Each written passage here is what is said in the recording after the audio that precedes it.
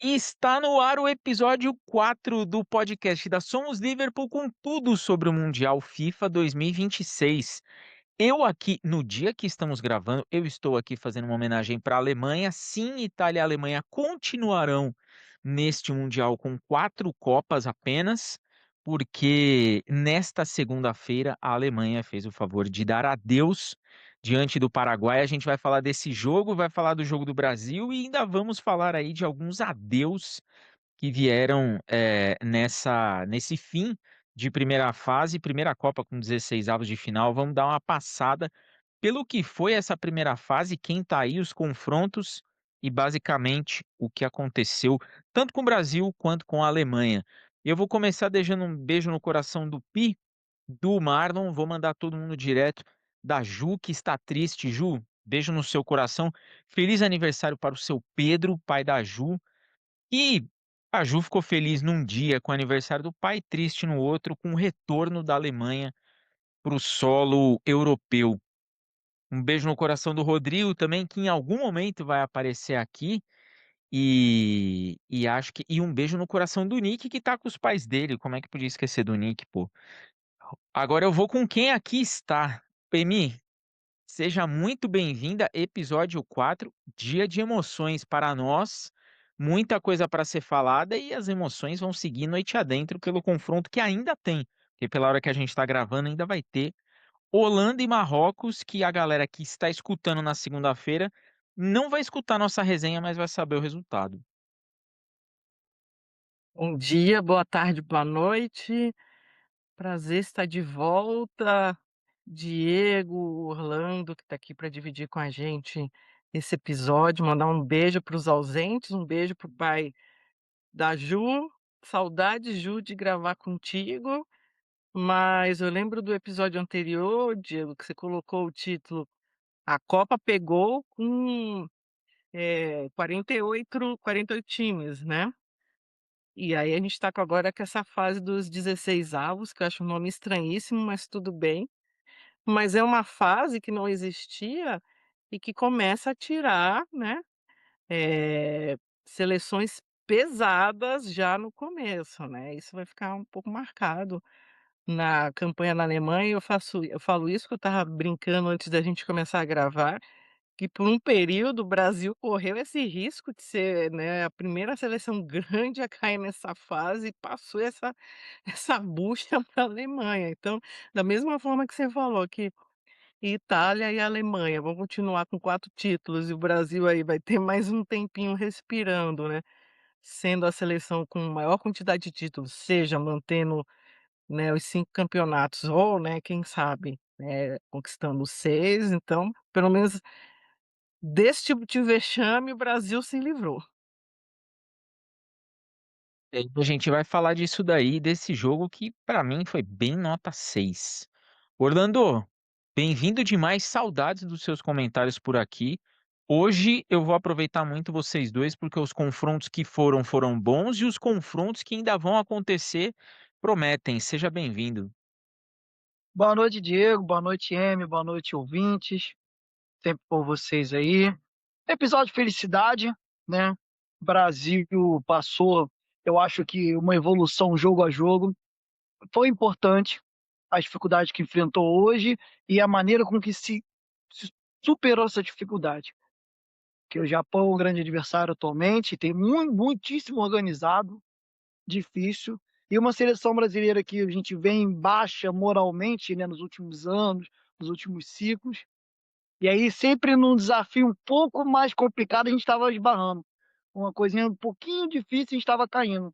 E o Japão foi bom que a gente tira um pouco esse estigma. Ainda não é o nível mais alto da Copa, longe disso, mas foi um bom adversário. Quanto à Alemanha, nada contra a nossa amiga Ju, mas eu fiquei feliz pelo futebol sul-americano. Achei legal o Paraguai, né, que não é um protagonista sul-americano em mundiais, não tem essa tradição em mundiais, então é legal quando um dos nossos irmãos aqui consegue tirar uma das maiores seleções do mundo. Interessante do campeonato. Vamos para mais um episódio, muita coisa interessante a se falar, muita coisa a conversar. Vamos lá. Eu vou começar aqui deixando algumas observações para a gente passar rápido. as eliminações, né, porque o último dia dos terceiros jogos, dos terceiros confrontos, foi um dia complicado ali, principalmente para aquelas equipes que estavam torcendo, né? Pô, eu dependo de um gol daquele, eu dependo de um gol desse. A gente viu a Bélgica passando o carro ali no grupo do Egito e jogando o Egito para segundo. O Irã, que flertou com a classificação, podia chegar ali, não chegou. Eu confesso que eu fiquei triste pelo Irã, por toda a sacanagem que fizeram com eles. E assim, vamos ser sinceros, esperar alguma coisa da FIFA quando envolve política e quem tá bancando a festinha dela, óbvio que não vai acontecer.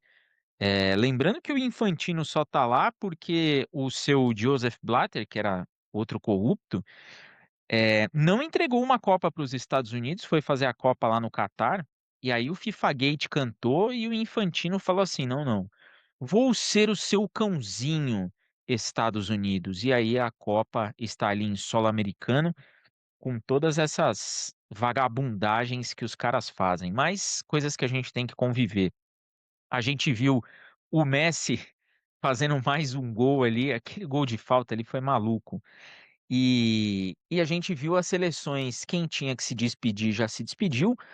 O bacana é que apenas uma africana voltou para casa mais cedo, que foi a Tunísia, o restante todas classificaram. E independente da posição que elas classificaram, é muito louco ver que elas conseguiram avançar aí essa fase do Mundial, porque vão ter confrontos bastante interessantes e nós vamos passar por eles. Mas vou jogar aqui um pouquinho para vocês. Os confrontos que ainda acontecerão, a gente já teve aqui nas fases de eliminatória, né? África do Sul 0, Canadá 1. O Canadá ele venceu assim, porque o time que quis jogar mais. A África do Sul até mostrou um futebol ali de quem queria avançar, mas no apagar das luzes os canadenses deixaram o seu tento ali e avançaram. Antes de passar para os jogos que nós vamos falar hoje, eu vou colocar aí os outros confrontos. Nós vamos ter Holanda e Marrocos ainda, porque a gente está no dia do jogo, mas mais cedo. Costa do Marfim e Noruega, confronto que vai entregar o próximo adversário do Brasil nas oitavas de final. França e Suécia, o vencedor desse jogo pega o Paraguai, que eliminou a Alemanha. E aí nós vamos ter México e Equador. Esse confronto promete. Nós vamos passar por ele. Inglaterra e República Democrática do Congo, que vai ser outro jogo bastante interessante de se ver. Bélgica e Senegal. Estados Unidos e Bósnia e Herzegovina, os americanos enfrentando várias seleções que eles patrocinaram algum golpe ou algum genocídio no país. Impressionante. Espanha e Áustria, Portugal e Croácia, Suíça e Argélia, Austrália e Egito, Argentina e Cabo Verde, olha o vozinha pegando uma falta do Messi aí. E Colômbia e Gana, jogos bastante interessantes aí. Alguns, né, muito parecido com o que a gente vê em Liga das Nações, em Eurocopa, mas jogos aí que depois do que aconteceu com esse Alemanha e Paraguai, eu acho que todo mundo vai ficar no perigo aí. Eu vou iniciar esse papo aí com você, Mi, por conta do seguinte: Alemanha e Paraguai é aquele jogo. Se eu fosse dirigente de alguma seleção, eu ia rezar para não jogar nos primeiros dias, porque é quando a zebra resolve aparecer e alguns recados são dados. E assim, a Alemanha pagou por, por algumas indefinições, né? O jogo da Alemanha, que era o jogo contra o Equador, que ela levou como queria, ela perdeu e caiu aí contra o Paraguai, caiu numa vala perigosa. E os paraguaios que fizeram um jogo de completa defesa, jogo de ataque contra a defesa, eu vou debater com você se os paraguaios que se defenderam melhor ou se o ataque alemão que foi zero eficiente, porque, meu Deus do céu, um jogo assim, você batendo no muro, batendo no muro, batendo no muro e nada acontece. Emi, Paraguai avança, Alemanha eliminada neste segundo dia de 16 avos aí de Copa do Mundo. O que que você viu desse jogo?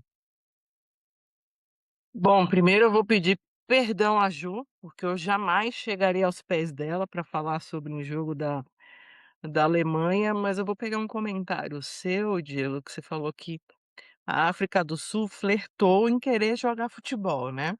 E por que que eu estou falando isso? Vou pegar um comentário, né, do nosso querido professor Rafael Reis, que falou que ele prefere torcer para times que buscam o gol, né. Então, assim, você falou do Paraguai, da retranca, enfim, eu acho que foi muito mais incompetência do time alemão, né, acima de tudo, mas de uma certa forma, apesar de eu concordar com o Rafa, eu preciso dizer que foi a estratégia do Paraguai e quem se deu bem foram os paraguaios com essa estratégia. Eu concordo? Não, talvez eu quisesse ver um jogo, pra frente, né, mas o futebol, a regra não diz que quem joga pra frente é quem vai ganhar, no final do dia é quem mete a bola na rede e é mais competente. Mas eu achei um jogo bem ruim, bem fraco. Eu acho que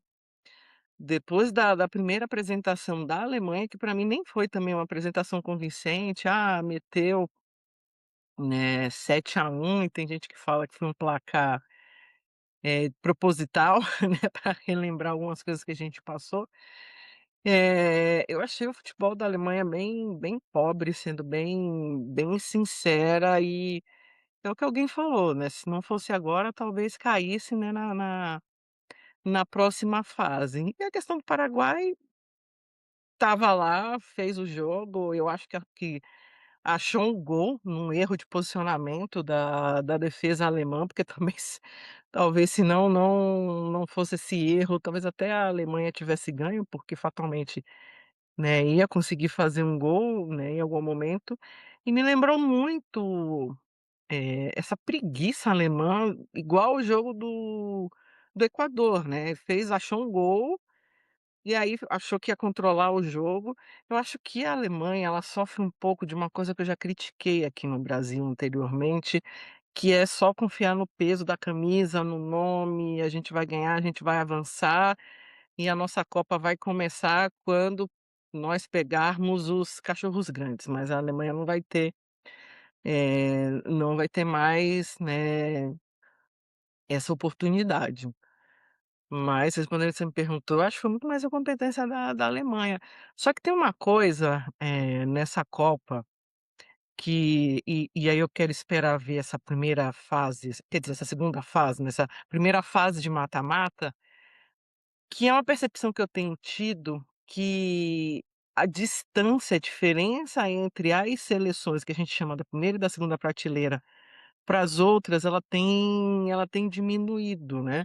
Eu acho que uma Copa com 48 times tem deixado isso mais claro, né, porque você começa a mesclar outras seleções que a gente não está tão acostumado a ver, e a gente percebe que esse abismo, que pelo menos eu achei que existiria, né, na primeira fase, no 16 aconteceria, ela não está se concretizando, assim.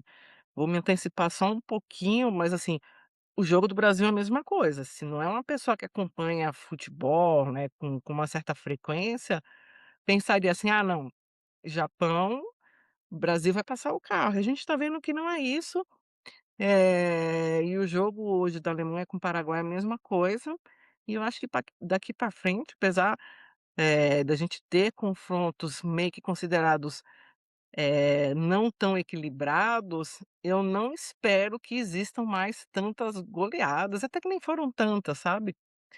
Eu acho que mesmo agora nessa fase da 16avos, o campeonato vai começar a ficar mais equilibrado.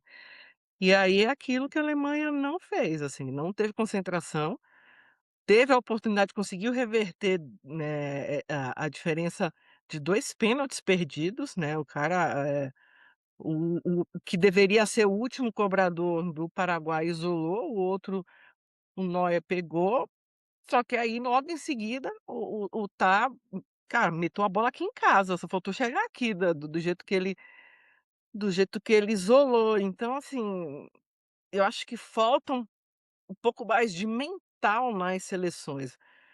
Só dando um pouquinho de spoiler, o Brasil foi a mesma coisa, tomou o gol e desmontou, assim, pra voltar demorou um pouquinho. Então acho que, assim, foi totalmente demérito, lógico, assim, tem o mérito do Paraguai, né, não vou também querer tirar o mérito do Paraguai que montou a estratégia, foi fiel à estratégia e foi bem-sucedido. Mas a Alemanha não conseguiu ser minimamente competente para se impor, sabe. Por mais que, não, teve mais posse de bola, mas achei uma coisa muito infrutífera, sabe. É um futebol feio de ver. Na verdade tá parecendo com uma outra seleção que depois a gente vai falar. Eu viria com a camisa da outra, mas não tá merecendo. Então, nessa minha nessa minha jornada de usar as camisas retrô, acabei escolhendo uma camisa atual, né, do Brasil. Eu vou, antes de passar aí para Orlando, falar um pouquinho desse Paraguai e Alemanha, porque eu confesso que eu me surpreendi não com o Paraguai, porque o Paraguai era aquilo ali, ele vai jogar por uma bola e assim, pô, vou dar uma espetada, encaixou, beleza. Teve falha de marcação no gol do Paraguai, os caras deixaram o Enciso chegar, livre, ele estava de frente para o gol, então assim, não estava ninguém prestando atenção. O pessoal estava focado assim: "Pô, vamos tirar essa bola da área e sair num contra-ataque", e não marcaram quem tinha que marcar. E se você pegar o lance do gol, o Enciso ele ronda a área procurando o espaço dele livre, livre. Não tá ninguém olhando ele, parece que ele é um jogador O que não povo existe, de repente, parado, estático, assim, parado. super E ele posicional, marcando a procurando. bola, tipo, É, estava esperando, não sei, pra mim é assim, é um erro de marcação primário. primário, primário. Foi ridículo o gol que eles tomaram. E ridículo porque eles sabiam que eles não estavam conseguindo jogar essa bola aérea, porque estava difícil chegar por ali, mesmo com o gol do Kai Havertz ali, não estava conseguindo. E por baixo, eles não tinham. O time da Alemanha não tentou jogar por dentro em nenhum momento e não tentou bater de fora da área. Que foi uma coisa que, assim, faltou muito no jogo de hoje, bombardear os caras, chuta de fora da área, você descola um escanteio, você empurra eles pra dentro. E me chamou a atenção essa inoperância do ataque. Eu acho que o Nagelsmann escolheu errado o jogo para colocar um Davi. Eu acho que ele tinha que ter tirado o Sané para colocar um Davi e jogar um Musiala junto com ele. Se você vai para um jogo e você precisa ganhar, cara, você vê que o adversário tá acuado, vai para cima. E eu acho que ele respeitou muito e pecou por isso. Aí, atenção a alguns lances, né? O Kai Havertz fez o gol. Eu canso de falar, eu tenho um mantra que é o seguinte: num jogo difícil, o cara que faz o gol, ele não pode bater o pênalti, porque ele erra. O cara que faz o gol derradeiro no jogo, se ele vai pro pênalti, ele vai errar. Isso é histórico, não é hoje, não é porque o Kai Havertz errou hoje. Pô, o Shevchenko lá em 2005 fez gol na final e foi bater o pênalti e errou. E não é só ele, vários jogadores que fazem gol que leva para os pênaltis, na hora dos pênaltis erra. Então eu acho que faltou muita coisa. Óbvio que o trabalho da Alemanha aí é um processo, mas eu acho que sai muito cedo. Apesar de sair muito cedo, eu acho que saem com muitas lições. Porque se o alemão, que normalmente tem uma curva de aprendizado boa, eles vão tirar muitas lições dessa Copa nos Estados Unidos aí, e dessa campanha que, assim, começou com um início muito bom e termina de maneira assim bizarra, porque você não conseguir vencer duas seleções sul-americanas, uma que jogou bem, que foi o Equador, mas você não conseguir furar uma retranca do Paraguai, diz muito mais sobre você do que sobre o outro. Porque estava todo mundo esperando o Paraguai sair fora, até pelo jogo pobre que fez. E assim, eu vou jogar essa projeção para frente. Nós estamos imaginando que num cenário real passe a França. Se o Paraguai for jogar desse jeito contra a França, eu acho que a França não vai nem dar sopa pro azar de assim, pô, vamos esperar os caras armar essa defesa. Meu, vai logo, faz um, dois e amarra o jogo. Orlando, os alemães estão fora, não enfrentavam tanta resistência desde Stalingrado e voltam para casa com uma derrota nos pênaltis. Como bem falou a Emi, não adianta reclamar do Neuer, ele fez o que tinha que fazer. Jonathan Tah isola aquela bola e os alemães dão adeus ao Mundial uns 16 avos de final, hein? O que que você viu desse Alemanha e Paraguai que traz de volta os alemães para casa? Bom, eu não posso falar desse jogo com tanta precisão, porque eu assisti ele correndo, voltando do trabalho, assisti um pouquinho antes de ir para a igreja e vi os pênaltis no finalzinho. Então, mas um pouco eu assisti, né? Deve ser 50% do jogo, 60%. A Alemanha, como disse a Amy, uma posse de bola muito estéril, a boa parte do jogo, principalmente no primeiro tempo. E aí ficava aquela impressão: a Alemanha domina o jogo, mas não consegue de fato criar condições, né? De você empatar o jogo, de você conseguir fazer os gols, na verdade. No início, né, pelo menos no primeiro tempo, o Vite muito sumido, não aparecia, o jogo muito isolado pelas pontas, como você bem disse, sem aquela tabela pelo meio. E o Paraguai praticando aquele jogo, assim, se a gente tem aquilo de futebol moderno, aquela discussão de futebol moderno, não sei o quê, o Paraguai praticou a defesa meio old school mesmo, baixou suas linhas, marcou lá atrás e se tentava uma espetada ou outra, principalmente com o Almirão, né? É sempre ele. E aí, numa dessas jogadas aí, saiu o gol do Paraguai e me surpreendeu. Nessa hora eu estava assistindo e fiquei feliz, né? Porque eu estava torcendo para os paraguaios. E vem o segundo tempo, vem um bombardeio, né? A Alemanha já troca logo no intervalo, já vem para cima e parece que a partir do empate ele a coisa vai acontecer, né? Pessoal, olha, a Alemanha empatou, é mais time, vai para cima, vai conseguir, mas não. O Paraguai não entrou na pilha, acho que diferentemente, por exemplo, dos japoneses mais cedo, que sentiram muito contra o Brasil, o gol de empate e tal. Sentia, antes de não virar gol de empate, eu tinha sentido. Os paraguaios talvez. Aí entra uma coisa que eu estava falando lá no trabalho, que eu estava assistindo o jogo lá no trabalho, não quis sair cedo não, para não gastar hora. A galera saiu. Aí eu estava lá assistindo, eu falei, cara, existe uma coisa, a gente tem análise, a gente tem tática, a gente tem evolução, a gente tem trabalho. Mas no futebol, a hierarquia ainda existe. A hierarquia ainda existe no futebol, tá? Então o Japão pode estar mais preparado, pode estar isso, aquilo, aquilo, mas ainda é o Brasil. E isso vale. De repente, se, por exemplo, se um Brasil tivesse pego um Paraguai, que é uma seleção inferior, na minha opinião, do ponto de vista tático, bem mais pobre, tecnicamente, taticamente, no caso que o Japão, de repente o Brasil tivesse sido eliminado, por exemplo. Por quê? Porque quando a hierarquia.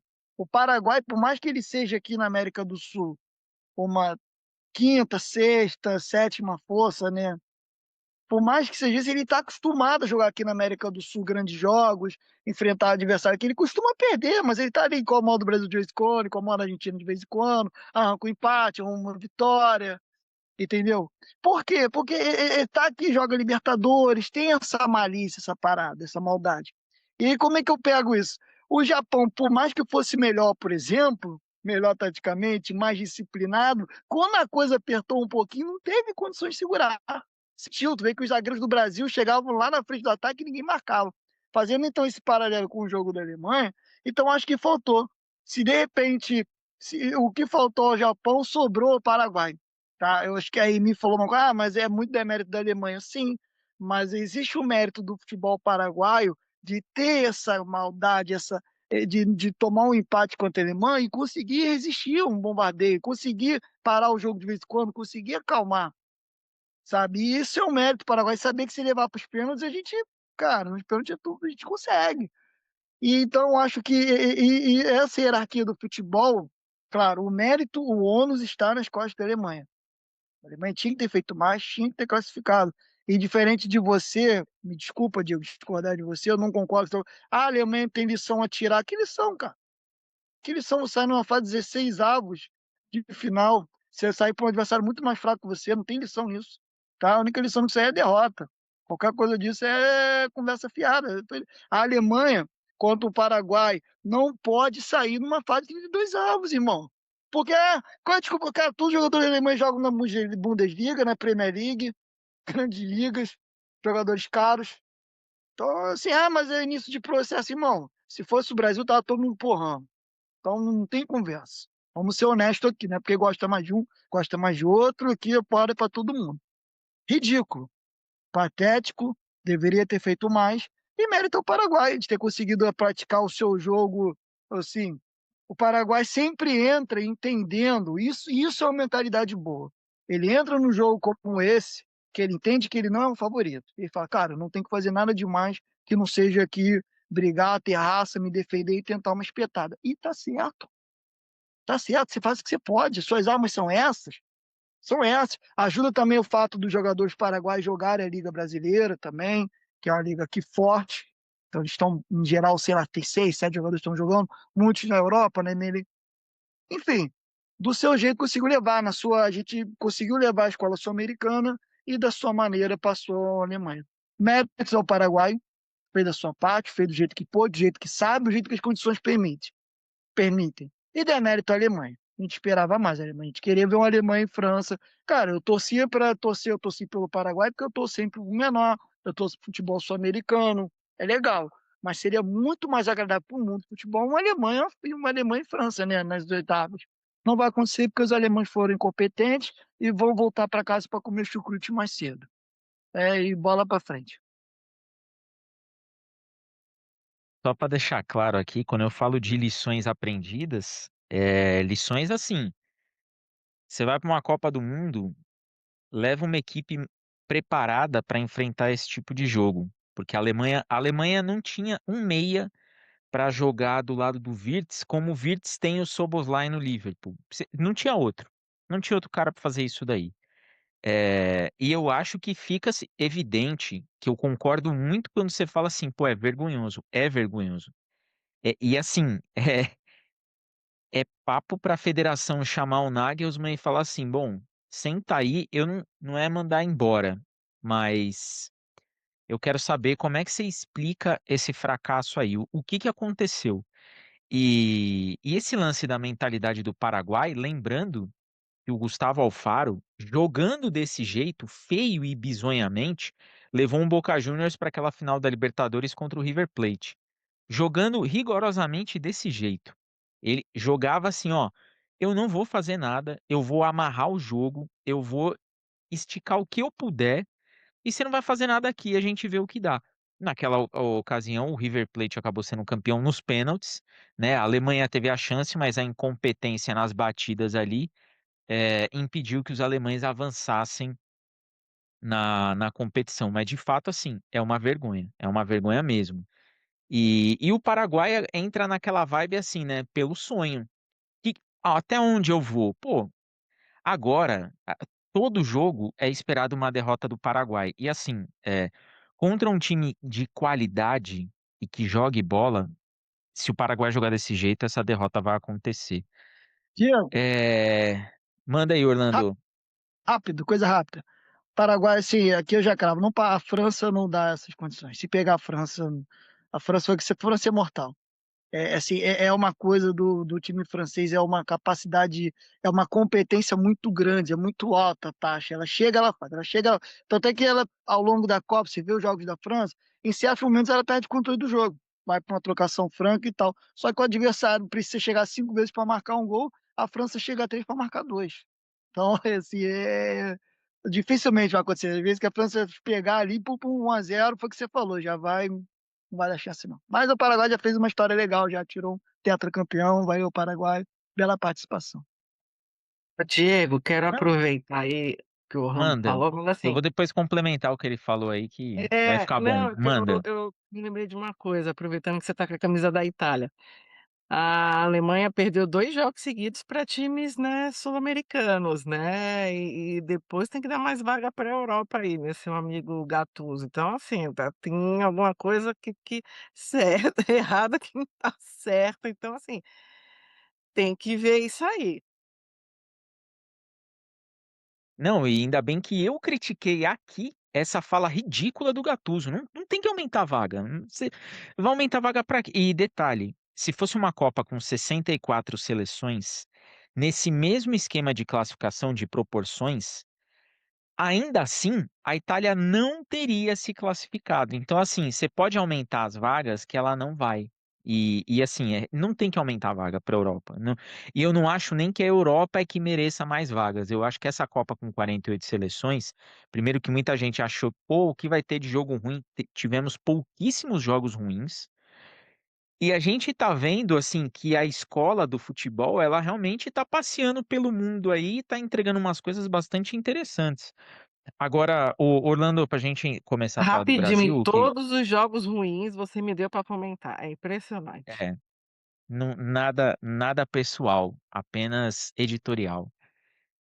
Antes da gente falar do Brasil, só para complementar aí que o Orlando falou da França, eu vi uma declaração do grande Edilson, vírgula, o Capetinha, falando que ele enxerga no time da França uma soberba em campo, e ele comparou com o Brasil de 2006.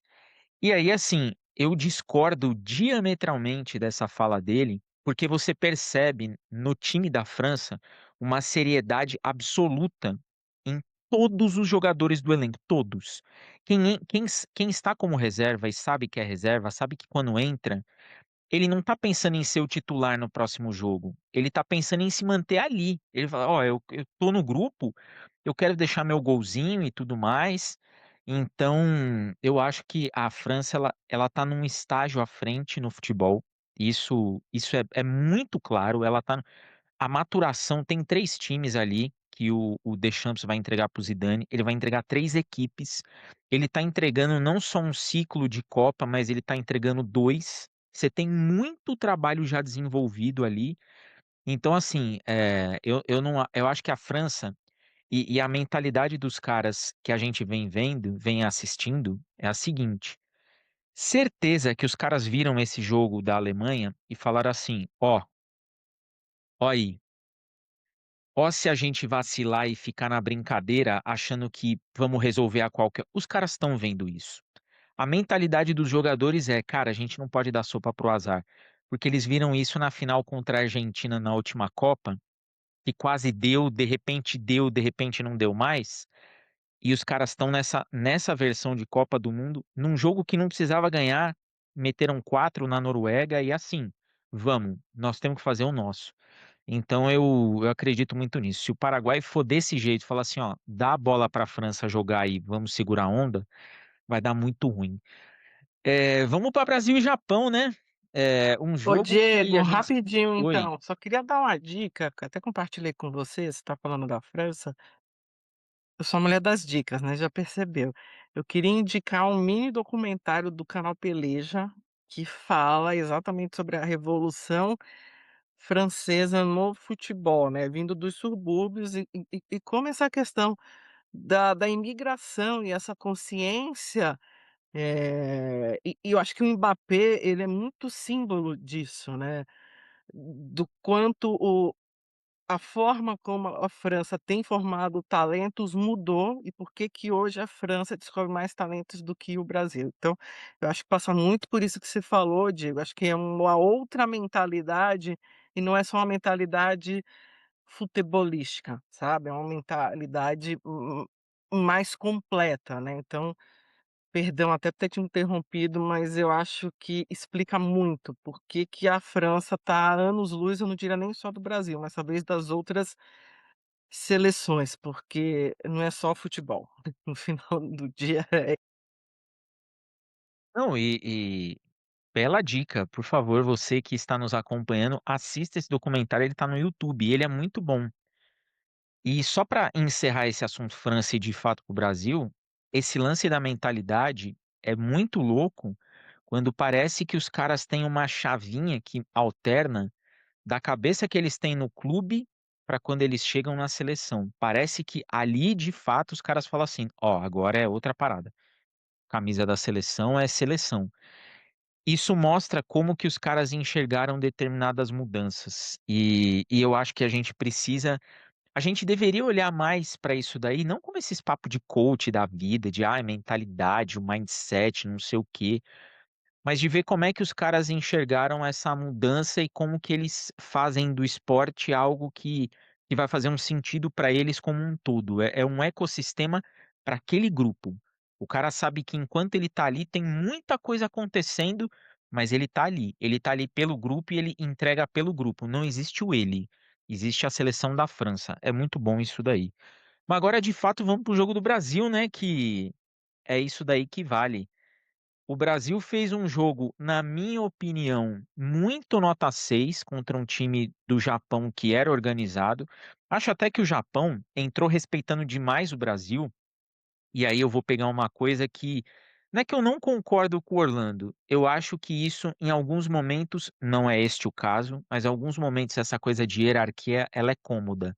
Eu acho que se o Japão repete os jogos que ele fez na primeira fase, ele teria oferecido um pouco mais de resistência, ao Brasil. Mas eu acho que ele também entrou falando assim, meu, se alguma coisinha dessa aqui der errado, eu vou dançar. E deu errado, porque na última bola do jogo, aquela tomada de bola do Endrick, em vez do zagueiro rifar, ele quis sair jogando, perdeu a bola, gol do Gabriel Martinelli. A gente vai falar aqui do medo que deu a hora que a câmera passou antes da entrada do Gabriel Martinelli, mas o Martinelli faz o gol num passe do, na minha opinião, melhor jogador brasileiro dessa Copa do Mundo, Bruno Guimarães. Que Copa faz o Bruno Guimarães? É, Orlando, eu vou começar contigo. Brasil 2-1, um jogo duro, um jogo complicado. O Brasil, mais um jogo em que a gente enxerga algumas falhas do Brasil. E aí eu faço assim uma meia-culpa. É um começo de trabalho com o Ancelotti. Então não dá pra gente falar, esse time não sei o quê. Tá num começo de trabalho, tem muita coisa para arrumar. O Brasil sofreu contra um time que o respeitou demais e viu o Japão sair na frente em mais uma falha do Casemiro, que eu não sei o que ele faz para ser titular desse time, não dá para saber, porque ele vem falhando jogo sim, jogo também, e o Brasil sofreu no Japão e agora vê ali já o binóculo já está mostrando que ou Costa do Marfim ou Noruega. Mais para frente aqui no episódio a gente vai passar por esse jogo. Mas Brasil 2, Japão 1, ufa, oitavas de final, here we go, Orlando. O que você traz pra gente dessa partida do Brasil? Vamos lá, vamos fazer aqui uma espécie de Tarantino, né? Então vamos começar do começo, capítulo 3, capítulo 6, depois volta para para discutir. Já começa pelo Paquetá, tá? Então minha introdução é essa. Você não tem condições, o Paquetá sai no intervalo porque ele estava machucado. Diz que ele estava machucado, você não voltou por causa disso. Então, se ele estava machucado, é por conta disso que a partir dos 12, 15 minutos do primeiro tempo, ele não acertava mais um passe, não dava mais uma dividida. Aí entra meu pensamento, se ele sai machucado, ele estava machucado. Ao longo do jogo aí deve ter tido alguma coisa, tem até um lance ali que ele divide a bola com o zagueiro, que ele bota a mão na coxa, né? E aí a câmera ali da Casa TV, onde eu estava assistindo, foca, o pessoal fala disso e tal. Aí entra na minha cabeça, como é que um treinador mantém um jogador que não tem condições durante 30 minutos de jogo? Ou seja, um terço do jogo, né? O jogo tem 90 minutos, somando tudo. Cara, isso é inconcebível. Se o Paquetá já tá. Foi uma irresponsabilidade absurda do Ancelotti isso aí. Porque em 30 minutos você perde, você é eliminado. O Japão ali, perto, ele faz de 2-0, irmão. O Brasil não buscava. Então já começa a pancada aí. Tanto é que o time, né, melhora com a mudança, que eu não concordei, continuo não concordando. Eu não achei que o Henrique deveria entrar no lugar do Paquetá. Para mim, eu entrava com outro meia, mas enfim, ele entra com o Endrick e ficam quatro atacantes, o Cunha voltando mais do que estava voltando para fechar o meio, tá? Mas agora voltando do princípio, eu queria dar essa pancada nessa história do Paquetá. O Brasil começa o jogo, assim, não mal, o Brasil começa o jogo razoavelmente bem, ele intercalava entre posse de bola, o Brasil ficava um pouco a bola, a hora o Japão ficava um pouco, tá? Só que tinha uma situação aí que a Amy falou que determina o jogo. Quando o Brasil toma o gol, de Noronha, e toma um gol de uma maneira muito boba. O Brasil rouba a bola, não lembro agora quem rouba, aciona o Danilo erra o passe do contra-ataque, era um contra-ataque do Brasil, o Danilo erra esse passe e vira um contra-ataque a favor do Japão. E aí o Casemiro não consegue pegar o meia, a defesa, no caso ali o Gabriel Magalhães, em vez de tentar fechar, em vez de tentar vir cortar o espaço para se o cara desse o drible, ele fazia falta, alguma coisa, não, ele vem afundando. E aí dá espaço pro meia japonês bater. Enquanto 1-0 o Japão, um chute lá no cantinho. Aí entra também aquela maldade, eu vi a galera falando do Alisson. Pô, pelo amor de Deus, cara, chute cruzado lá no canto, lá que passa raspando do zagueiro. Como é que já conhece? Não, porque o Alisson, pô, irmão, fala de. Isso é Orlando, ridículo. Porra, não dá. perdão te interromper, mas assim, esse lance acontece tudo. O Casimiro erra, ninguém faz a falta, o cara vem de frente pro gol, podendo escolher aonde ele vai bater, E o pessoal tá assim: "Pô, mas o Alisson, né". Pô, segue aí, Não, Orlando. aí é covardia.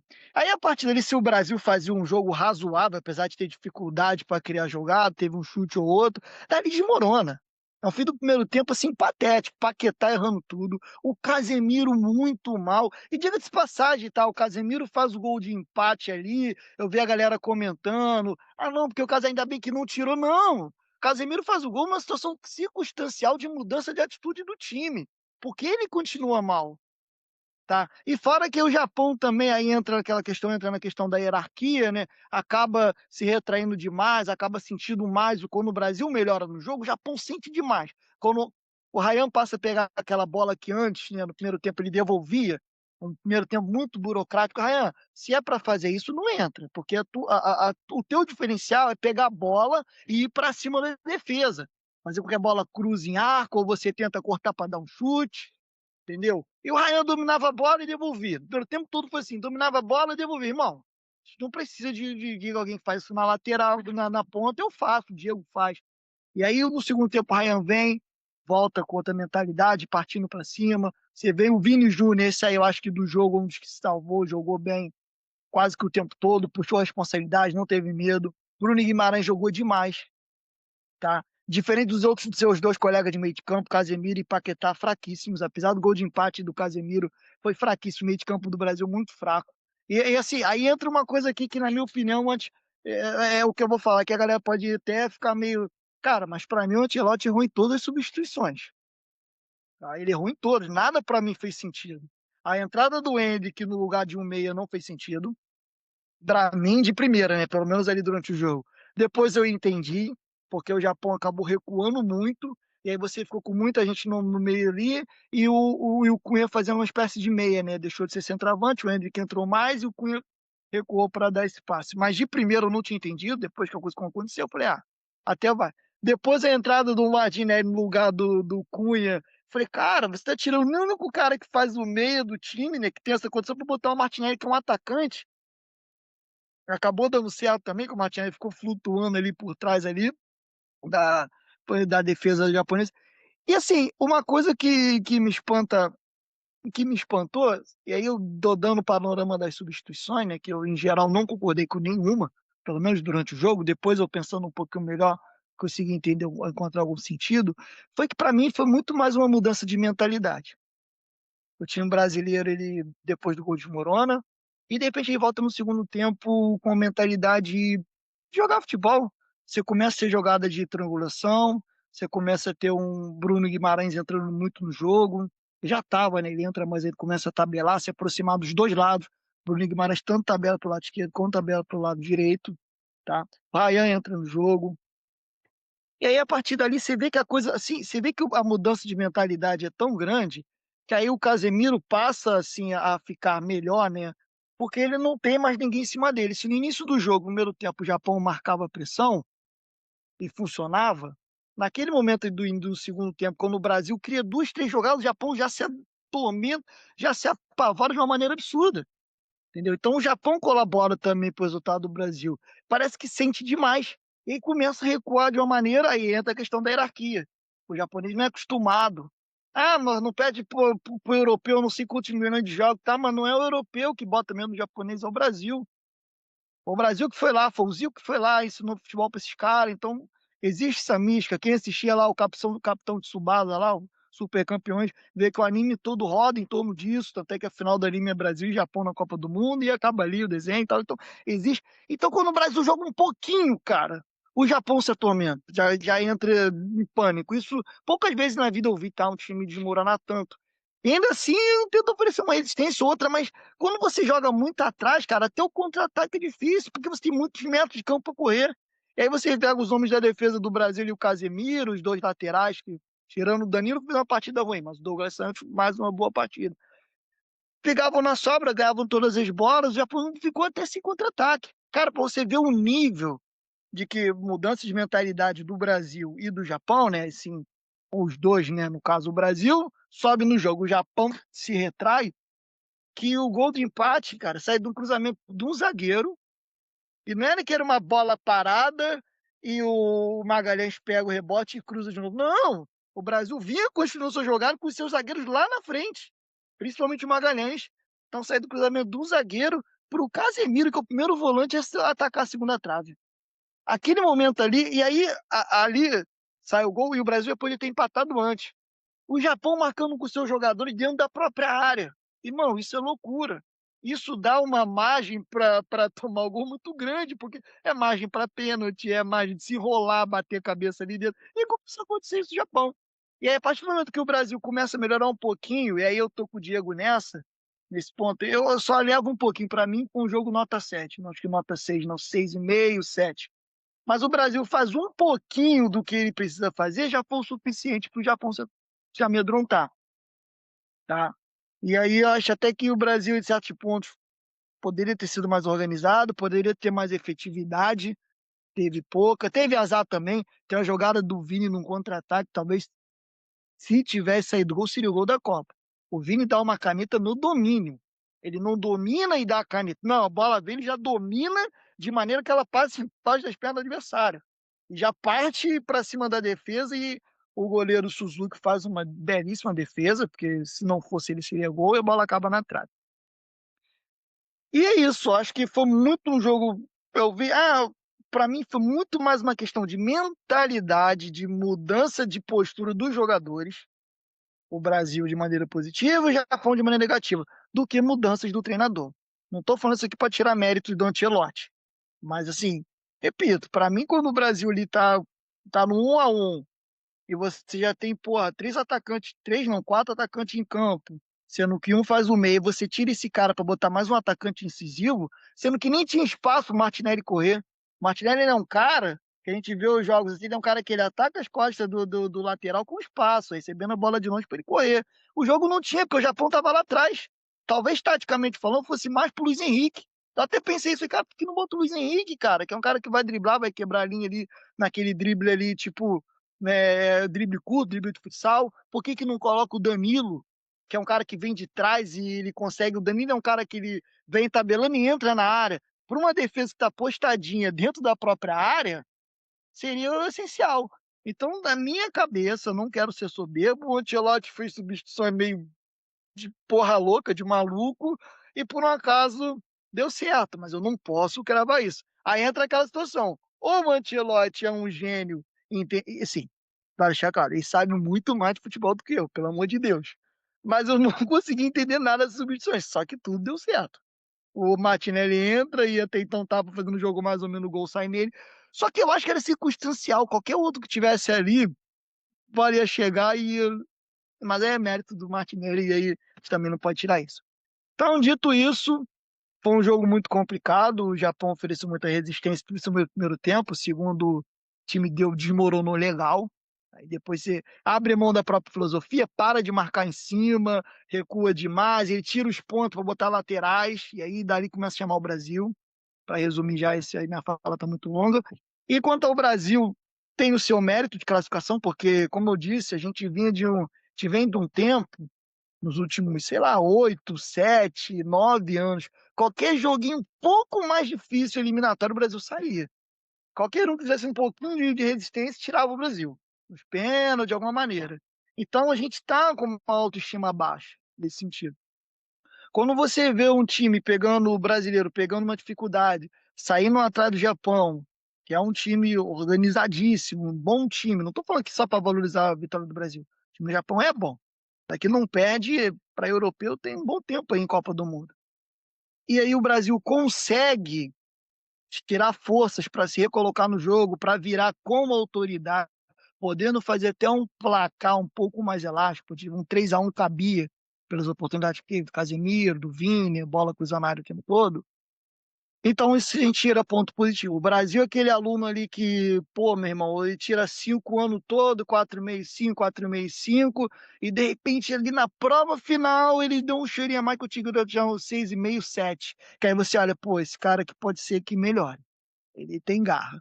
Porque vinha faltando isso, acho que até eu, fazendo uma homenagem aqui ao Pi, faltando essa identidade de ter essa garra, de ter essa disposição, de você conseguir sentir firmeza, pegar um jogo e botar a bola, não, esse jogo é meu. Entendeu? A gente não fez isso contra a Croácia, na Copa passada, a gente não fez isso, por exemplo, em 2018, a gente fez muito curto ali durante os 20 minutos do segundo tempo, mas em nenhum momento da Copa, dessas últimas Copas que eu tô falando, a gente tinha confiança. 2014, 0, foi muito na questão da torcida, é em casa, tá, mas o time não passava confiança nenhuma. De, pô, 2014, de repente, ter saído pro Chile, o Chile jogou melhor que a gente. Então, assim, em muito tempo eu não vi o Brasil pegar um jogo adversário com uma resistência verdadeira, um mata-mata, e não arregar. Seja em Copa América, seja em Copa do Mundo. Ah, mas ganhou uma Copa América. Ah, mas foi uma Copa América em 2019 ali, em times muito mexidos e tal, pô, pelo amor de Deus. Mas fora isso, cara, vinha demais. Então fica assim, pro Brasil ainda é pouco, que a gente sempre espera mais, a gente quer mais, a gente pode mais, a gente tem jogadores de alto nível, a gente tem jogadores, a gente é o pentacampeão, a gente ainda tem tradição nesse esporte, ainda é pouco, mas para o recorte dos últimos 10, 12, 9 anos, foi uma coisinha ali para a galera, ainda mais para a galera mais nova, que não viu, que só viu derrota em Copa do Mundo de coisa, viu? É assim, dá uma esperança de que a coisa melhore. Bruno Guimarães, estou contigo. Bruno Guimarães é o jogador do Brasil nessa Copa, ele é o termômetro desse time, tudo passa por ele. Ele pega rebote, ele constrói jogada, ele deu assistência do gol. Achei muito legal o Ryan, só corrigindo, eu acho que foi o Ryan que roubou a bola no Japão ali, se eu não me engano, foi o Ryan que roubou a bola, dá no meio, o Bruno Guimarães, ele, todo mundo vem fechar o chute, e aí ele enxerga o Martinelli e quebra a defesa do Japão, acertando um passe, né? Todo mundo ali. Então, jogo isso grandíssimo do Bruno Guimarães, jogo grande do Vini Júnior, para mim, ele é o cara dessa seleção que puxa responsabilidade, vai para cima, não tem medo. E tem que melhorar, mas dá a perspectiva de que pode melhorar. Antes a gente não tinha isso. Compete. O time compete. A gente não tinha, achava, caraca, primeiro adversário difícil vai tirar o Brasil, porque vinha, né, com essa impressão de muitos anos. E hoje mostrou que. E foi bom, tá? Pegar um adversário difícil logo nessa fase. E aí você começa a ver suas dificuldades, você mostra que com barreira, uma barreira forte, você consegue superar, dar mais confiança. Talvez é mais legal isso que pegar um adversário baba, fazer um 3-0 aí, e falar, ah, pô, é isso aí, não tem que não reclamar, não, tá tudo bem, não. Um adversário complicado e conseguiu superar na adversidade e vencer. E que melhore, né? Que a gente possa fazer competir, seja Noruega, seja Costa do Marfim. E se sair, uma hora, beleza, faz parte do futebol, só não pode sair de maneira vergonhosa como vem acontecendo. Sendo dominado, tomando gol na prorrogação, faltando 2 minutos, essa loucura toda aí. Entendeu? Sair jogando bola, é isso que a gente espera. E que o Brasil melhore aí. Avante. Aliás, tem que assistir, eu quero assistir a coletiva do Ancelotti para entender as substituições, que embora o time tenha virado, repito, para mim foi muito mais uma questão de postura do que substituição tática. Então quero entender, porque eu realmente não entendi até agora a entrada do Endrick, a entrada do Martinelli daquele momento, eu fiquei meio confuso. Mas boa vitória, vamos Brasil para cima. Vou dar uns pitaquinhos aí para passar para mim. Eu concordo contigo, tá? Eu não entraria com o Endrick. Inclusive, eu acho que toda aquela pompa do Endrick, acho que o Ryan, para mim, sentiu muito o peso do jogo. Ele sentiu demais. Esse toque de segurança para trás é o toque do cara que não quer errar numa projeção. Então ele fala assim, ó, recebi, passei, mas você passou para o lado, para trás, você não projetou nada. E o Endrick, eu achei que ele fosse ser mais incisivo e tudo mais. E também acho que sentiu muito. Acho que assim, aquele negócio do agora tá valendo, sabe? A Vera. Manda aí, Orlando, você quer complementar? Rapidinho, para não perder essa. O Endrick, assim, eu critiquei lá no trabalho, os colegas falaram, cara, o Endrick só encontrava o Vini Júnior. Aquela bola que ele tá e chuta pro gol, ele não chutava, que até no Real Madrid ele chutou, quando ele não chutava, ele tinha a oportunidade de chutar, tava de frente, tinha ângulo, e preferia abrir lá no Vini na esquerda. Isso me causou irritação. Eu falei, o Endrick, você não é o cara aí que, né, que não tem medo, por que que você não chutou? Quanto ao Ryan, ele sentiu muito, mas no segundo tempo ele melhora bastante em relação ao primeiro. Não, ele deu uma melhorada ali no segundo tempo, mas eu esperava mais por toda a expectativa que esses caras geraram para serem convocados. Então, assim, pô, tá mostrando no amistoso, tá mostrando aqui, não sei o quê, vai, vai, vai, vai. E eu acho, e aí eu vou fazer assim uma pontuação, que eu vou jogar uma segunda aí para M, que ela vai gostar, vai explorar muito. essa lesão aí, mini lesão do Paquetá. Pra mim, Paquetá e Casemiro nem tinham que estar no grupo, nem tinham que estar no grupo. Acho que o Fabinho mostrou muito mais no momento que precisou e é preterido. E assim, né, o Ancelotti, ele levou 26 jogadores, dos quais 3 lesionados, né? Quarto se a gente for contar com o Wesley, porque ele perdeu peças-chave e assim, ele não tem nenhum meio armador na equipe, nenhum meio armador de ofício. E isso eu acho que vai fazer falta em algum momento da Copa. Em algum momento você precisa de um cara que é o enganche do time. Mas eu vou jogar para Emi uma questão que eu pensei comigo. Eu falei, pô, não vou jogar isso no nosso grupo lá para não puxar a reflexão de ninguém e não contaminar o que eu vou fazer essa pergunta no episódio. Vendo a partida do Vinícius Júnior, e assim, a gente pode entrar na crítica de que às vezes ele é fominha, de que ele quer resolver e tudo mais, como eu acho que ele precisa escolher melhor os momentos do passe dele e os momentos da jogada individual, mas são coisas pontuais. Mas junto com o Bruno Guimarães, o Vinícius Júnior está fazendo uma senhora Copa do Mundo. E eu acho que o Vinícius Júnior está entregando para a seleção aquilo que se espera do Neymar e ele não está sendo valorizado como valorizariam se o Neymar fizesse 10% do que o Vinícius Júnior faz. E assim, eu não sou aquele fã maioral do futebol do Vinícius Júnior, mas eu acho que essa Copa, a injustiça em torno da ausência de se falar da Copa do Vinícius Júnior e fica esperando, vem Neymar, e o Neymar vem. Hoje a gente estava falando no pré-jogo, a hora que a câmera passou antes do Martinelli entrar pelo Neymar, eu falei, pronto, agora vai dar ruim, porque vai entrar o cara aí e a coisa não vai funcionar. E o Vinícius Júnior é um cara que ele tá resolvendo. E ninguém tá olhando a grande Copa do Vinícius Júnior. Para mim, o Vinícius Júnior ele entrega o que se espera do Neymar, mas ele não tem 1% daquilo que todo mundo falaria se fosse o Neymar, por exemplo. Emi, o que você viu desse 2-1 do Brasil? E como que você enxerga essa coisa dessa imprensa maluca? E tá aí, Neymar. Você vê nas manchetes tudo, no jogo da Escócia, o Brasil venceu com a entrada de Neymar, o Brasil vence a Escócia. E, e o Vinícius Júnior tá sendo ali o cara que pegou a camisa, vestiu, tá jogando, tá entregando e ninguém fala da Copa dele. Mas no primeiro erro dele, ah lá, Vinícius, ó lá o que ele tá fazendo. E que você viu desse 2-1 e Vini Júnior está bailando o suficiente nessa Copa para ter mais holofotes, Emi? Eu vou ser um pouco do contra do que vocês já falaram, mas eu já chego no Vini, mas eu vou ser breve, assim.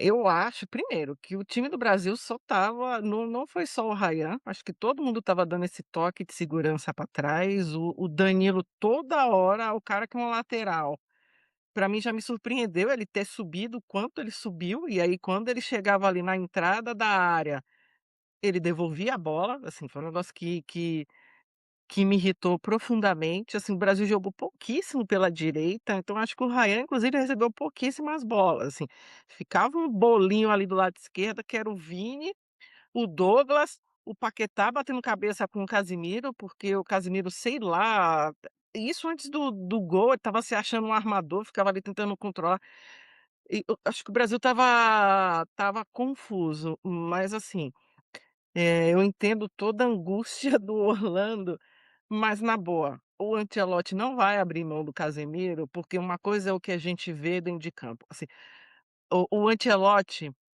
assim, a gente pode achar que o Fabinho talvez seja melhor do que o Casemiro. Isso é um achismo. Mas o Ancelotti, ele conviveu com o Casemiro, então eu acho que o Ancelotti sabe o que pode esperar, tanto para o bem, tanto para o mal do Casemiro. Sobre o Fabinho, talvez ele não tenha essa percepção, ele não conheça o suficiente. E eu acho que em grupo você precisa ter seus homens de confiança. Isso é uma coisa que eu meio que já aceitei, sabe, que no futebol eu falo até pensando, assim, no time que eu torço, nas coisas, eu ia até fazer um paralelo, tem a questão lá do Mané, que não sai nunca do Sané, que não sai nunca lá do time da Alemanha. Tem jogadores que os técnicos morrem abraçados, mas a história do do Casemiro, eu acho que vai muito mais além, porque a gente precisa pensar que o Ancelotti não é brasileiro, ele caiu agora tem 1 ano, então assim, você imagina, Diego, você que é um cara que assim como eu trabalho num corporativo, você tem que ter as pessoas que você confia no trabalho, você já conhece, principalmente ele que é novo. Então assim, eu acho que aos poucos essa percepção dele vai acabar mudando. Eu acho que o Japão estava com a proposta de jogo de jogar no contra-ataque, para mim era muito nítida. E aí, só para encerrar meu pensamento em relação ao jogo em si e para o Vini Júnior, o que que acontece? Por mais que nós brasileiros, até brinquei, é tipo assim, é que nem família, aí eu posso falar mal do Brasil, mas cara, querendo ou não, por mais que a gente ache, eu acho que o Brasil hoje é uma seleção da segunda prateleira, a gente precisa ainda entender o peso que essa camisa tem para os adversários. Eu tenho uma teoria que por enquanto é só vozes da minha cabeça, que tipo assim, Marrocos e Japão, quando fazem o gol no Brasil, eu acho até que eles desacreditam na possibilidade de ganhar do Brasil. Acho que o Japão sentiu o peso de poder desclassificar o Brasil. Por mais que eles tenham comemorado, é tipo assim, é uma loucura. E eu acho que de fato, uma coisa é você jogar a primeira rodada contra a Holanda, que você ainda não tem nada a perder, você está jogando livre, e que o Japão sabia que era o confronto mais forte, que ele ainda teria 2 para se recuperar, do que um time que nunca avançou, né, na fase de mata-mata, está tendo a possibilidade de eliminar o maior campeão da co isso pesa também. Então eu acho que a gente fala muito do peso que às vezes o Brasil sente quanto protagonista, e essa seleção do Ancelotti, eu nem sei, se gosta, assim, vendo o estilo de jogo do Ancelotti, de ser o Brasil que vai propor o jogo, e contra o Japão era esperado, então acho que o Brasil entrou com essa proposta mais propositiva, mas você vê que o Brasil bate cabeça, porque o time adversário se monta lá e fica esse toque para lá, assim, a gente não vou nem mais falar sobre a lentidão do time do Brasil, enfim. E eu acho que aí, assim, eu dou muito valor ao Ancelotti, porque ele é muito fiel naquilo que ele acredita, assim. Ele sabe, bem ou mal, mas assim, ele já entendeu as peças que ele tem, ele não tem um meio de campo bom, e não vai ter, e são esses jogadores, esses foram os convocados. Então assim, e aí 2 coisinhas, quem jogou, jogou, então eu não espero que vai entrar Luiz Henrique, não espero que vai entrar Danilo Santos, eu acho que o Ancelotti já entendeu, dentro desse grupo, quem vai dar a resposta, e ele não vai mais fazer testes, assim, se entrar um Luiz Henrique, um Danilo, essa galera que não jogou muito, é tipo assim, o desespero do desespero do desespero, faltando cinco minutos, porque eu acho que ele ainda tem uma bola de segurança que eu não concordo, aí eu vou emendar a história do Vini, que é o Neymar. Mas antes de conversar sobre Neymar e Vini, eu só vou falar uma coisa, assim, 2 coisas na verdade. O futebol é uma coisa maravilhosa, gente, todo mundo querendo o Casemiro fora, e o cara vai lá e faz o gol. Eh E que estrela tem esse rapazinho comedor de chiclete chamado Ancelotti. Então assim, eh, o futebol, eu acho que a lógica do futebol vai até um um passo. A partir disso, gente, desfrutem tudo que acontece, é por isso que o futebol é esse jogo tão maravilhoso. Pode falar, Rô. É transcendental. Existe o transcendente no futebol, sabe? Tá no mundo espiritual, é uma coisa louca. E isso eu acho incrível, e pra mim o mais louco foi o Casemiro ter saído como o homem do jogo, mas enfim. Mas não, já ouvi a piada, é porque ele deu 2 gols, né, ele fez dois gols praticamente, mas eu nem acho que ele é o errado, sabe, e aí eu concordo, você falou que não assistiu a coletiva do Ancelotti, eu vi uns pedaços, e ele não acha que o erro é do Casemiro.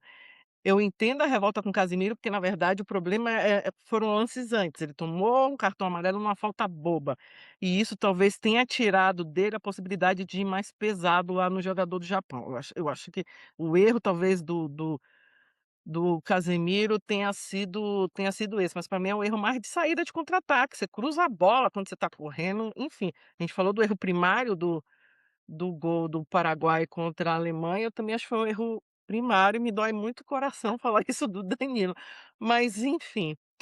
E aí, o que eu discordo de vocês, eu não acho que o Bruno Guimarães tem sido um excelente jogador, mas o cara da seleção é o Vini, ponto, assim, eu não tem comparação, eu acho que o Bruno Guimarães ele acaba até surpreendendo, porque no primeiro jogo ele foi muito criticado, e ele conseguiu dar a volta por cima, né, enfim.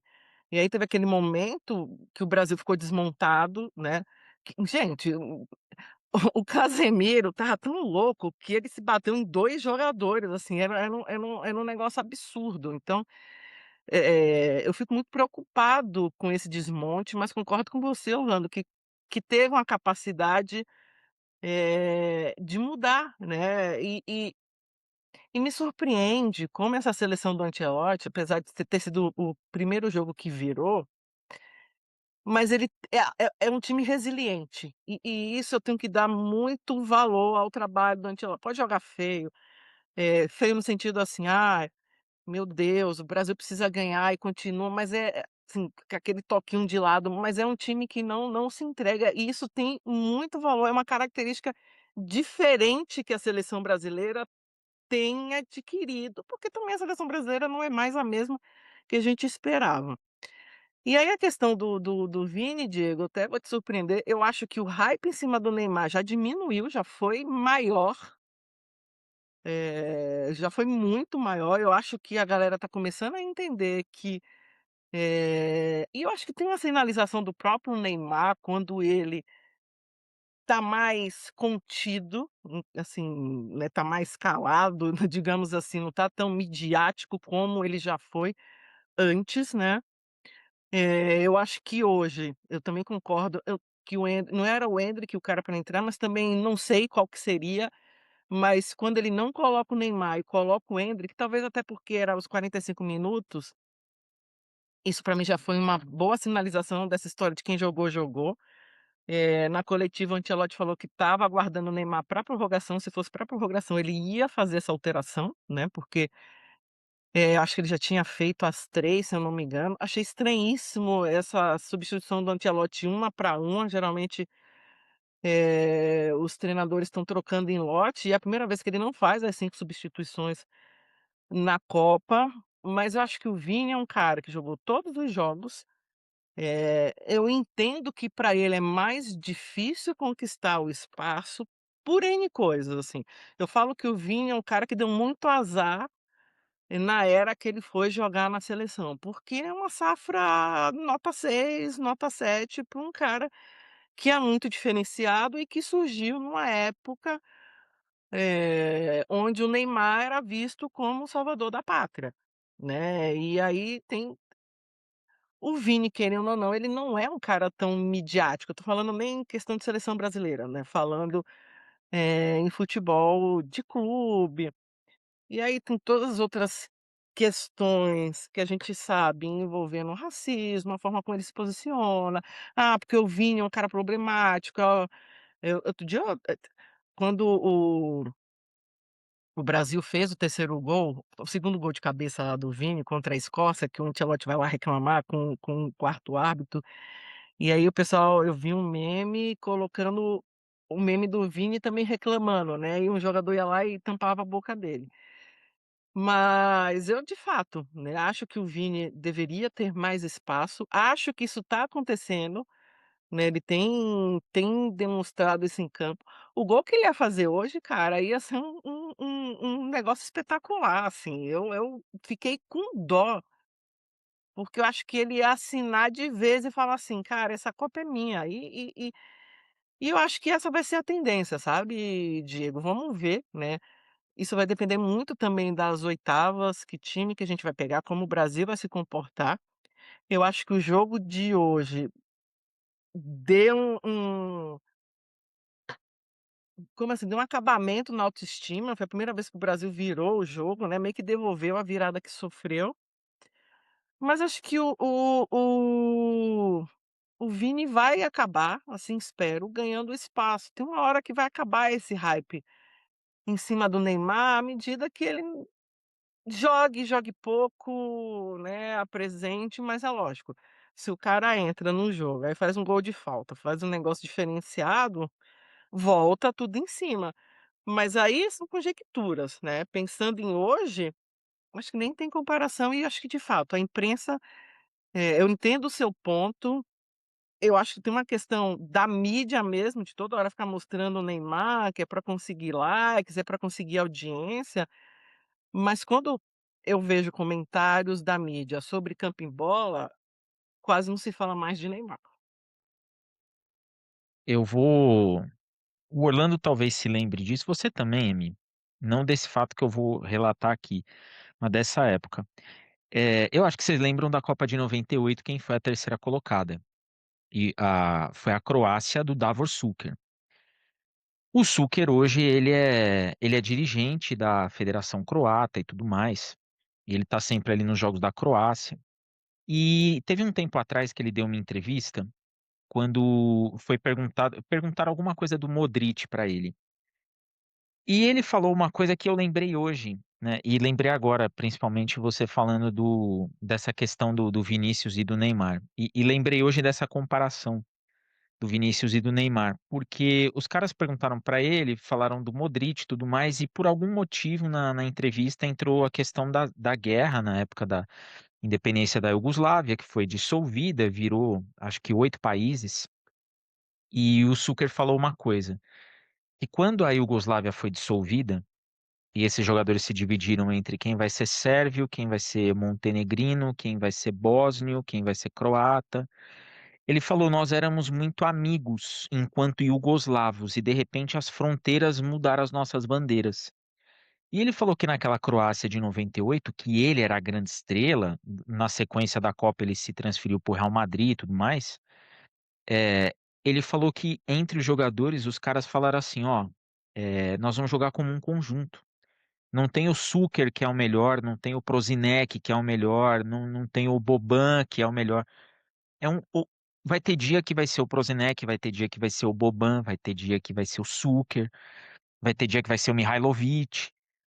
E ele contando isso daí, eu fico com essa impressão de que no Brasil, o fato da gente ter muito craque, e a gente sempre teve muito craque, esses caras eles dividiam o peso entre eles porque eles sabiam que eles eram muito bons. E hoje, se a gente pega aí as seleções, a sua grande maioria, dificilmente a gente vai ter 3, 4 seleções com mais de um grande jogador. Talvez a gente tenha a França, mas só a França. A Espanha é um conjunto, a Inglaterra tem o Harry Kane, que é um goleador, mas é um conjunto.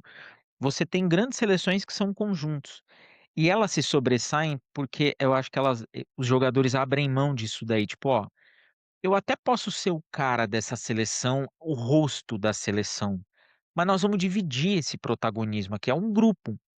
E eu acho que isso no Brasil não tem, porque colocaram o Neymar assim no trono e se espera dele algo que talvez ele nunca tenha querido ser isso daí, tá? Independente dele ser o melhor jogador da geração dele. Mas talvez ele não queria ser esse cara. E colocaram ele ali e ficaram esperando. E quando eu vejo o Vinícius Júnior fazer a jogada que ele fez e essa bola não entra, eu fico pensando assim, pô, foi um momento assim, ó, muito pequenininho de você esperar aquilo daquele jogador e elogiar aquela jogada. Eu acho que se nesse quesito aí, se tivesse sido o Neymar fazendo aquela jogada, tava repercutindo até agora. Tipo, uma comparação com aquele gol do Pelé que não entrou. Olha a genialidade do cara e não sei o quê. E eu sinto um pouco falta desse respeito maior ao Vinícius Júnior. Eu acho que ele merece, ele conquistou isso e ele tá mostrando nessa Copa que assim, ó, vocês também podem confiar em mim. Eu também, se receber a devida atenção, vocês podem ver o que eu vou apresentar em campo. E não só aquela coisa de esperar a crítica e tudo mais, é enfadonho isso. Mas pra gente ir caminhando aqui pro final, Orlando, Costa do Marfim e Noruega. Daí saiu adversário do Brasil. Duas seleções que mostraram muito a Costa do Marfim no grupo da Alemanha, mostrou muito futebol e acabou caindo aí para a Noruega. e a Noruega mostrou um futebol de gente grande, e aí eu vou jogar para você o questionamento. Essa lentidão do jogo do Brasil vai enfrentar, independente da seleção, seleções de transição e seleções de uma velocidade absurda. O que que você espera desse confronto e qual que você acha que desses dois seria o adversário mais acessível para um Brasil que ainda está em construção nesse Mundial? Vamos lá, rapidinho aqui, dando um pitaco rápido sobre o que você falou. Eu discordo de você, eu acho que o Vini é visto como o cara da seleção atualmente, não vejo essa que você está falando, só para deixar bem claro que é um posicionamento teu, eu discordo, eu acho que o Vini é visto sim como cara da seleção, todas as bolas vão nele.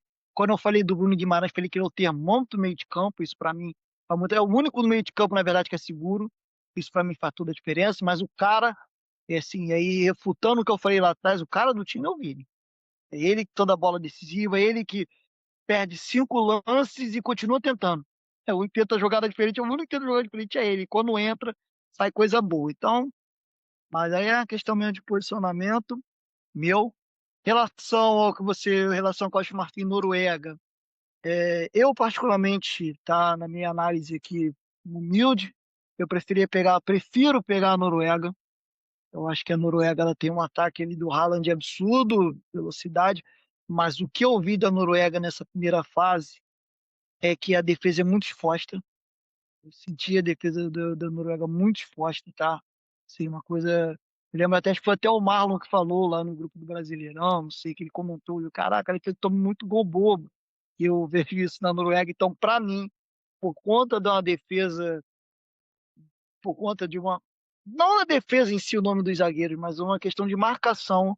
Eu acho que o jogo do Brasil encaixaria mais com a Noruega, tá? Nesse sentido, assim, com um contra-ataque, uma defesa que é um time que não tem uma defesa tão sólida como os que eu vi até aqui na Copa. E a Costa do Marfim, eu acho um time muito habilidoso e muito forte. Eu acho que assim, eu teria mais receio do Brasil com a Costa do Marfim, né? É um time assim, organizadíssimo, apesar deu mole para a Alemanha.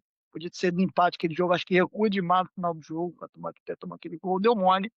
Tá? Podia ter até vencido algum momento do jogo, ele estava até dominando, primeira etapa e tal. Então eu tenho essa desconfiança maior na Costa do Marfim. Eu acho que o adversário, sim, não é mais acessível, porque os dois são bons, mas acho que encaixaria melhor com o jogo do Brasil a Noruega. Ela tem uma defesa alta, fica muito exposta, toma muito gol. Acho que o Brasil se daria melhor, se dará melhor com a Noruega. Acho que vier bem, né, cara? Copa do Mundo é Copa do Mundo, a gente não pode também. A gente prefere uma, a gente sabe que o melhor costuma vencer. Então, você gosta mais do melhor, ela vai vencer. E se o Brasil não for melhor, vai ser eliminado para a próxima fim. E se for melhor, vai passar. É isso. Mi, jogo para você também esse esse questionamento. Não, melhor, eu vou mudar. Esquece Costa do Marfim e Noruega. França e Suécia, jogo de gente grande, uma França madura e uma Suécia que é assim, né? Trancos e barrancos. O que você acha que sobra aí pro Paraguai? Você acha que vem a França mesmo ou, pelo que você viu da Suécia, tem chance do Isaac do Liverpool aprontar ali contra os franceses, os azuis da Europa? Isso você me deu um palpite mais fácil, né. Tudo pode acontecer, mas eu acho que nesse confronto aí a França é muito favorita. Eh, a gente exaltou tanto a França aí, você mesmo falou de como a França joga, o Orlando falou da letalidade, a Suécia é uma seleção boa, mas é isso, ela é muito exposta e eu acho que é o tipo de seleção que que a França gosta de pegar, mas você não me perguntou, mas eu vou responder mesmo assim, eu concordo com Orlando, tá. Eu na questão de acho que a Noruega tem mais encaixe, o problema vai ser resolver a questão da velocidade. Eu achei que Costa do Marfim me decepcionou no jogo contra a Alemanha, eu assim, estava crente que ia ganhar depois que eu vi, né, do jogo contra o Equador, mas eu acho que é um confronto muito equilibrado, assim, e não sei, eu acho que vai ser um desafio grande qualquer um dos 2 para o Brasil. Mas só para não dizer que eu terminei a resposta não falando o que você me perguntou, entre Suécia e França, ou França e Suécia, eu aposto na França. E a França tá carregando o título, né, assim, esse favoritismo, e é muito interessante, porque eu acho que ela quer ganhar e falar: "Não, vocês estão me chamando de favorita e eu vou provar cada jogo", porque não foi à toa que no jogo que contra a Noruega totalmente reserva, e eu achei uma puta sacada também da Noruega, não medir forças com a França agora, do tipo assim: "Vocês querem ver quem é a Noruega, querendo comparar com a França? Não vai ser agora que vocês vão descobrir, vai ser agora nesse jogo contra a Costa do Marfim". E a França falou: "Não, eu vim aqui com um objetivo, que é ser protagonista e ganhar sendo protagonista", porque a gente está vendo a Portugal e Espanha jogando protagonismo lá, o favoritismo no ralo, e falou: "Não vou mudar, se você quiser entrar com um time, todo reserva, o problema é seu, eu vou continuar jogando bem". Então, isto posto, eu acho que em relação à França e Suécia, lógico, acabei de falar que futebol é uma coisa maravilhosa, então não vou desdizer o que eu disse, mas dentro de uma certa lógica tende a dar França. Você falou uma coisa que é muito verdade. É o ganhar provando que é a protagonista que todo mundo diz ser. E eu tô acreditando muito nisso daí. Eu acho que a França ela vem nessa mentalidade. Não fez uma, não é que ela não fez um bom ciclo de Nations League. Ela não precisa da Nations para ir para a Copa. Ela levou mais a sério a eliminatória do que a Nations. Mas eu tô com essa sensação também de que os caras estão assim, ó, você não vai ter zica reversa aqui. Vocês estão me chamando de protagonista? Eu vou ganhar isso daí e vocês vão falar assim, ó, ganhou porque mereceu, porque tava na cara que ganharia. E eu acho isso daí muito bom para uma seleção desse tamanho, para um projeto aí que não é de agora, não aconteceu agora, e nem na última Copa, É e isso, nem em vocês 2018. imaginam que, assim, a França é a atual vice-campeã e pode ter uma, se eu não me engano, pode ter uma nova final França e Argentina. A Argentina com aquele caminho lá facilitado, quase um Palmeiras na Libertadores, com aquele chaveamento, a França só com as pedreiras. E assim, pode ter uma nova final e não que eu queira que isso aconteça, Ia ser porque isso muito quer dizer louco. que o Brasil saiu, mas ia ser um negócio bizonho de maravilhoso. Acho que isso nunca aconteceu, inclusive. Aconteceu sim. Argentina e Alemanha fizeram 86 e 90 nesse mesmo contexto. A Alemanha ganhou em 86 com um Maradona endiabrado, que fazia de tudo.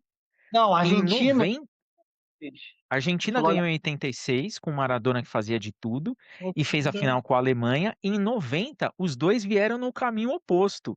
E ali teve o troco dos alemães. E eu tô acreditando muito que, inclusive, se eu não me engano, é a Alemanha e a Argentina que tem essas finais trocadas aí, tem esses jogos trocados aí em mais condições. E eu acredito muito que isso daí pode acontecer, porque o caminho da Argentina é céu de brigadeiro. Perde se Rapidinho, fala Diego. assim, hoje eu quero ir embora. Manda. Só que rápido, coisa rapidinho, eu tô cansado, quero ver a Holanda ali também, a Amy também tá, você tá. Mas tem que passar aqui rápido de algumas coisas. Primeiro, Colômbia e Portugal. Cara, o time da Colômbia tá jogando muita bola. Jogou, foi o jogo, para mim, um dos jogos mais legais da Copa. Portugal tentou em algum momento ele esboçar uma reação, criar uma oportunidade, beleza. Mas o que a Colômbia fez no jogo amassou, tá? Sim, era para ter vencido demais, é porque o goleiro português, acho que é Diogo Costa, lá não pode, não pegou muitas bolas, enfim. No final, saiu um gol do Sanches, que está impedido ali por centímetros, então não sei se o caminho da Argentina também é, assim, é simples, é mais fácil em relação ao outro, mas tende a cruzar com a Colômbia. E aí pode acontecer, o time da Colômbia, cara, assim, coração, jogou muita bola, passar por esse jogo rápido. O Colômbia passou de primeiro do grupo, jogou futebol um dos melhores, pelo menos contra o Portugal ali destruiu, não venceu por detalhe, era para ter vencido. Portugal ali tá devendo. classificou, mas está devendo, precisa de mais. É um time de pouca intensidade, lento, é previsível, é até meio nojento de assistir, tá? Falando um pouco do Uruguai, rapidamente, o Uruguai foi uma eliminação muito por conta da minha opinião, né? O, merece todo mundo falou, Bielsa, não dá, não dá, não dá, o Muslera não tem mais condição, e ele insistiu no Muslera até morrer afogado com o Muslera. A Amy falou aí que tem treinador que tem seus homens de confiança e morre com ele, então, Bielsa morreu com o Muslera. Foi com ele até o fim, e aí ele troca o Muslera do primeiro pro segundo tempo, aí já era, irmão, já tinha tomado 1-0, já, o Cabo já tinha entornado, inclusive o Uruguai era para ter vencido o Cabo Verde, jogou para vencer Cabo Verde, jogou para vencer a Arábia Saudita, não consegui nenhum dos dois, então foi uma eliminação que tem um nome, que é o Bielsa e Muslera. São os dois nomes dele. E o Bielsa, porque ele que escala, ele é o primeiro de tudo. E o Muslera, porque ele que falhou. Escalado não correspondeu ao outro treinador.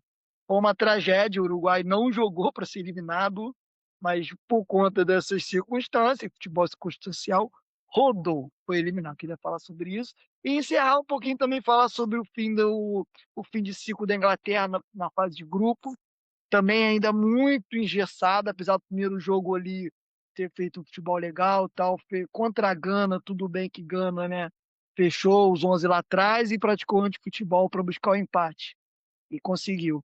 Agora, agora, contra o Panamá tentou sair um pouco do jogo, saiu mais e ainda assim a Inglaterra mostrou dificuldade.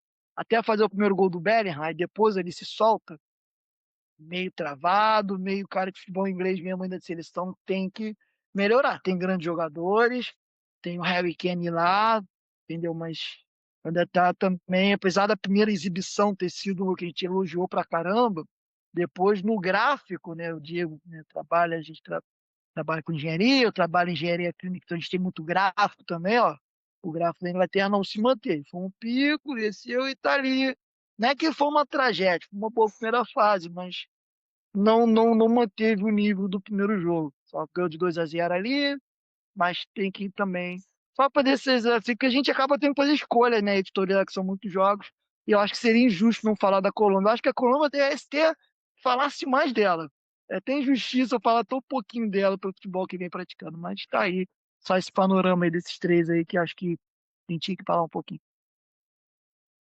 Eu vou até continuar isso daí para a gente encerrar. Muito bem lembrado, Colômbia e Inglaterra.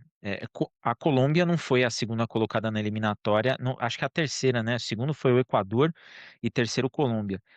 Um futebol de gente grande. Eu acho que Portugal, que todo mundo esperava, pô, se for alguém para tirar ali o lacre de inédita Copa, pode ser Portugal. Tá devendo muito. O Roberto Martinez, ele levou todo o fracasso da geração belga para a geração portuguesa, que é boa pra caramba. Agora, a Inglaterra, o jogo da Inglaterra eu não entendi por que que o Tuchel resolveu mudar o time e dar a desfigurada no meio-campo, dar a desfigurada na lateral, num jogo que, assim, cara, você podia dar ruim ali pra você. E eu acho que essa Inglaterra tá devendo. Acho que ele teve mais sorte do que juízo, mas eu acho que a Inglaterra vai entrar nos cascos ali contra a República Democrática do Congo, os bons congoleses, e eu acredito que deve passar de fase. Mas o Tuchel, ele teve mais sorte do que juízo, Thomas Tuchel, porque olha, numa dessa daí, você põe tudo a perder, você cai do lado que não deve cair da chave e você dança. Mas eu acho que são algumas seleções que a Colômbia mostrou um nível de maturidade que ninguém estava falando. O Equador comprovou aquilo que a gente vinha falando desde as eliminatórias. E a Inglaterra, mais uma Copa precisa se provar. E Portugal decepcionou assim absurdamente, absurdamente mesmo. Porque para mim, pelo que mostrou até agora, se passar das oitavas, ó, palmas. Palmas porque não tá jogando para isso. O Emi, avisa a galera que o episódio 4 fica por aqui, mas o quinto vem durante a semana, porque antes do jogo do Brasil, que é domingo, nós vamos aparecer para falar desses confrontos que vão acontecer aí ao longo da semana. Tem muito jogo bom, hein? Bom, galera, então convido vocês a assistir o episódio, esperar o próximo aí. Como diz o Diego, tem muito jogo bom. Agradeço a audiência de vocês, né? Agradeço o convite. Deixo o meu beijo aí aos meus companheiros aqui de podcast que não puderam estar hoje. E simbora, vamos ver o que que acontece ao longo da semana. O bom do Brasil ter sido o segundo, assim, ser o segundo jogo, é que agora o problema tá com os outros, a gente vai ficar um tempinho vendo de camarote o circo pegar fogo. Então até uma próxima, pessoal. Orlando, avisa a galera que, tal qual o Brasil, nós estamos na próxima fase, mas independente do Brasil, a gente vai até a final. Bom, obrigado, Diego, obrigado, Eni, obrigado, ouvintes. Continua nesse projeto nosso aí, que é um projeto de esforço de todo mundo aqui gravando até tarde, trabalhando, e volta correndo, e porra, uma loucura, velho. Mas é isso aí, essa Copa do Mundo é fantástica, como já dá dor no coração de pensar em que ela pode acabar de coração, mas vamos lá. Somos livres até o fim, independente que vai ser campeão. A gente ama futebol acima de tudo. E pode ser a final, sei lá, Congo e, pô, Paraguai. E a gente vai estar lá acompanhando e, tipo assim, amarradão. Abraço, aproveita esse episódio aí, críticas construtivas, elogios, estamos abertos a tudo aí. Pode falar que se eu falei besteira do jogo do Brasil, se eu falei besteira do Ancelotti, pode descer a lenha. Eu tô aí, eu sou igual o Ronaldo, Costa Larga. Tamo aí. E eu, Diego, agradeço cada play, cada compartilhamento, cada feedback que vocês dão. E aviso que, independente de quem estiver na final, a gente vai até ela e a gente encerra aqui só depois do dia 19 de julho, que é o dia do derradeiro confronto que vai dizer quem leva a taça para casa ou quem a mantém em solo sul-americano. Deixo aqui aqueles meus já conhecidíssimos beijos no coração e fui!